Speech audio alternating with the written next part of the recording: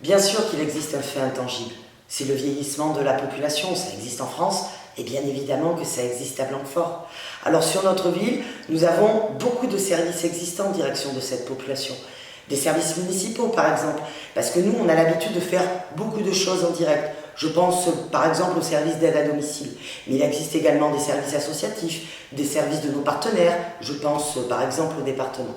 Alors, quand on met en place une politique publique, il y a un fait indéniable, il faut à tout prix pouvoir l'évaluer. Quand connaissent nos seniors? Qu'est-ce qu'ils en pensent? Est-ce que c'est quelque chose qui répond à leurs besoins? Est-ce que c'est quelque chose qui répond à leurs envies? Donc en fait, tout bêtement, l'évaluation de la politique sociale senior, c'est un travail sur plusieurs mois, voire même sur plusieurs années, en direct avec les usagers, pour pouvoir recueillir leurs avis et leurs désirs.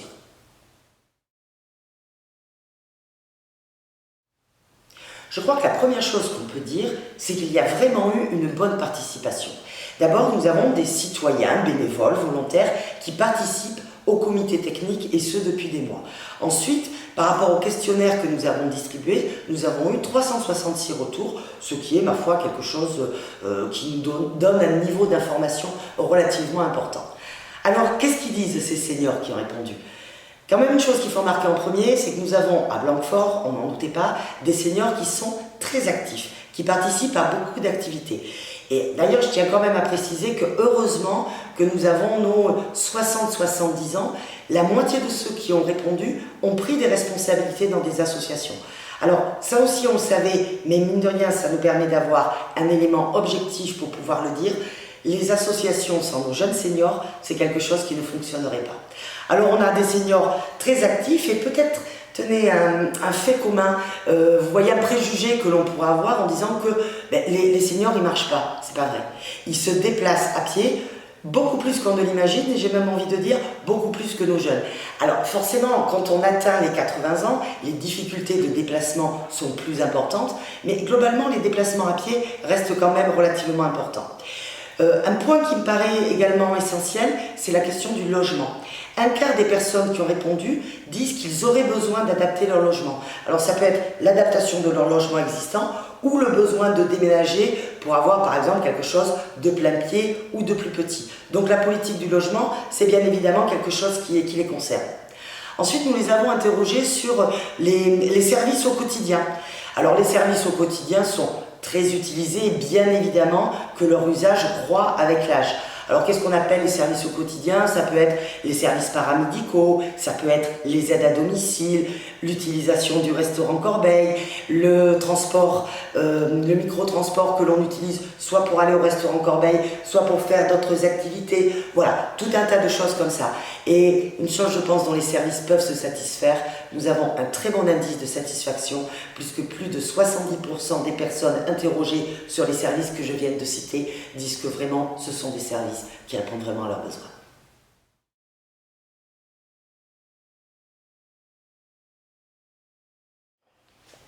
Alors maintenant, le rendu de ce questionnaire, ce n'est pas un aboutissement, c'est bien évidemment une étape vers la suite. Donc ce questionnaire nous a permis d'identifier un certain nombre de désirs et un certain nombre d'envies. Donc demain, la première chose, c'est que nous allons poursuivre les ateliers collectifs sur les thèmes qui ressortent les plus des questionnaires. Alors il y a 3 thèmes vraiment qui ressortent le plus. D'abord la question des aidants, parce que quand on parle de seniors, on parle également de leur entourage. Et on se rend compte que sur Blanquefort, l'entourage est très présent. Donc il faut effectivement commencer par eux. Ensuite, les moyens d'information. Les moyens d'information parce que nous avons énormément de partenaires et il faudrait peut-être arriver, selon les services dont on a besoin, que les moyens d'information soient un petit peu plus unifiés. Et ensuite, je l'ai dit un petit peu tout à l'heure, la question du quotidien des plus de 80 ans. Parce que, en fait, quand on parle senior, c'est un peu comme quand on dit jeune, mais ça ne veut pas dire grand-chose. Il y a senior et senior, il y a senior au travail, il y a les jeunes seniors, bref, il y a plusieurs catégories, et c'est vraiment la catégorie des plus de 80 ans sur lesquelles il va falloir que nous nous penchions. Alors, justement, à partir de l'automne, vous avez déjà entendu parler du fil du service public numérique. Nous mettons en place un certain nombre d'ateliers pour faire en sorte que le quotidien par le numérique ne soit pas gâché. Vous savez que par exemple pour beaucoup de services administratifs, on pense à la déclaration d'impôt, ça existe mais pas que. Maintenant le numérique est absolument indispensable. Donc le service public numérique a pour objet de répondre à ce besoin pour les seniors, mais je vous rassure, pas que, parce que ça n'est pas forcément qu'une question d'âge. En gros, ce qui va nous intéresser, c'est de continuer la lutte contre toute forme de discrimination, notamment par l'âge, mais pas que. Mais là, c'est effectivement le sujet. Je pense qu'en ce qui concerne les seniors, il ne s'agit pas de leur demander de s'intégrer à la vie de la cité. Ils y sont déjà. Mais il s'agit de faire en sorte de ne pas les en exclure.